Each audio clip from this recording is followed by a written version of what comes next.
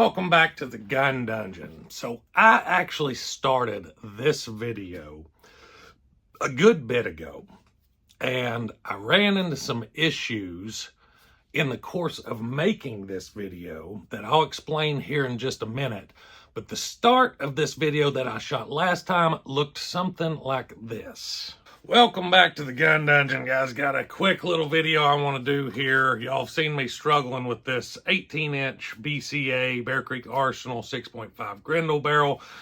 So I'm done with it. I'm getting rid of it. And I was going to buy a good barrel, actually go with like a fax and match or something like that. And I thought, you know what? I'm replacing a budget barrel, so I'm going to replace it with another budget barrel. This is a Diamondback Firearms 6.5 Grendel barrel, also 18-inch. What I liked about it, though, is it's the M4 profile. So even if it doesn't shoot any better than this BCA, I still am going to shed some weight because this is a heavy barrel. So regardless, if it don't shoot any better, it's still going to be lighter. So it's still going to be a win.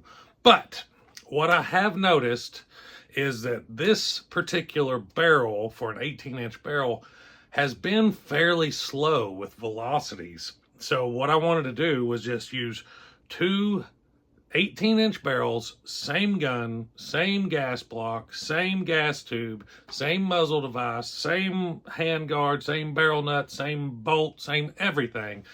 Only difference is going to be the barrel, and we're going to do some chronograph work and see if there's a velocity difference between just the barrels themselves. So I'm going to shoot a couple different loads, probably around like a 123 grain SST load that I've already got preloaded.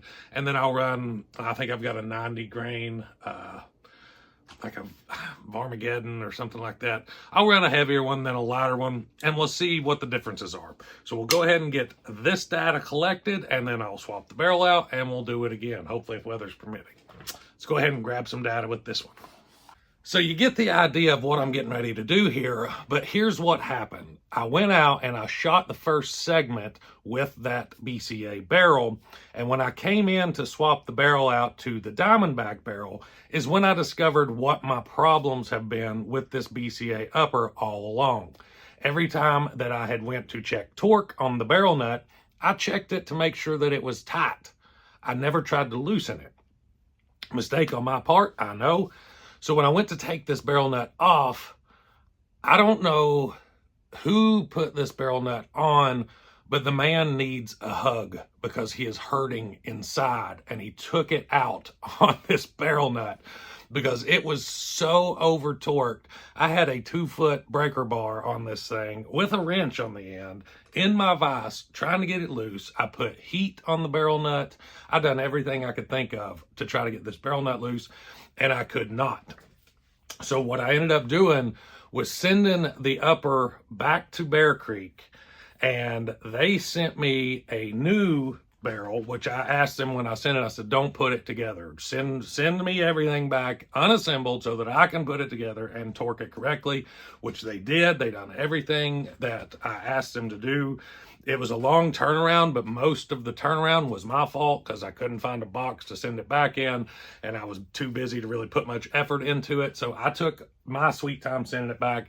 But once they got it, it was about a week and a half, 2 weeks turnaround before I got it back. And now this, you can see the handguard's a little different. They did have to change the handguard because they didn't have that style anymore. So the barrel nut's different as well. But the handguard's different, but this is a new barrel. I put the same muzzle device back on it, same gas block, same everything else. So we're actually going to get 3 samples in this video. The old BCA barrel, which I already shot the footage for, which you're about to see. We're going to get the data from this stainless 18-inch barrel and the Diamondback barrel. So that's what we're going to actually get, and we're going to crunch the numbers from that. We'll have 3 18-inch barrels to pull data from, 2 of which are the exact same brand, exact same model, exact same everything, just a different barrel. So that's what we're going to do. Now, you understand my frustrations with that upper before, but I had never seen anything like that. That sucker, it had to have been cross-threaded onto the upper receivers. The only thing I can figure, and they just ran it home. But either way, they made it right, so I don't have any issues with that. And I'm going to continue on with this video. So here we go. All right, fellas, so I've got the 123 grain SSTs loaded up first, 3 of them. Then I have 3 of the 90 grain Varmageddons. And let's go ahead and see what we can do. I don't know why I got that zoomed in so much. 2410. 2419. Consistent. 2403. Now next up be the 90 grainers.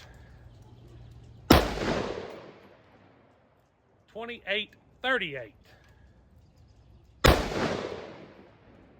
2852.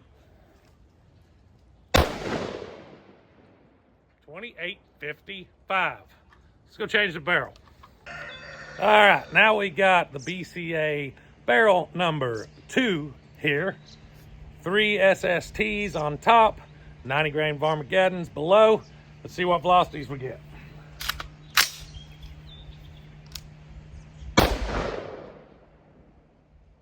$2,400 even.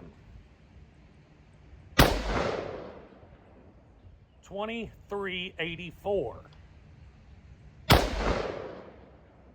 2403. Pretty good standard deviations there. 2808. 2846. 2847. Now we have the Diamondback barrel here. I do have a different muzzle device, so don't call that out there. This one had to be timed. I'm leaving it on this gun, so we're just gonna run that muzzle device. 123 grain SSTs first, 90 grain Varmageddons next. Let's see how we do. Time it in. 2397. 2473. 2440. Now 90 grain. 2888. 2868. 2874. All right, so here's what we got. First BCA barrel, second BCA barrel, Diamondback barrel, 123 grain load, 90 grain load. So these 2 barrels, obviously very, very close. You can see just like 15 feet per second difference between these 2 on the 123 grain. Not a whole lot difference here either. About 15 feet per second actually. So very consistent between these 2, which makes sense because it's the same barrel, same material, same maker, same everything. And then you get over here and there's a little bit of a difference that starts to see here. 20 feet per second higher than this one, and good bit higher than that one. Now you can see a little bit more of a difference when we start looking at this 90 grain. So 2876 for the Diamondback, and the highest we had here was 2848 and then 2833. So you can see not all barrels are the same, even when it comes to the same length. The same length barrels from different makers are going to give you different velocities. Sometimes the different materials, different coatings, different ways they do the barrel or the rifling, it all is going to make a little bit of a difference. So just keep that in mind. Your load data might not match up with listed load data because your barrel's a little bit different. So that's what we were doing today. And starting this video, started a whole qualm of stuff with that BCA barrel, but here we are, guys. Hope you enjoyed the video. If you did, don't forget to hit like and subscribe. Till next time, stay tuned.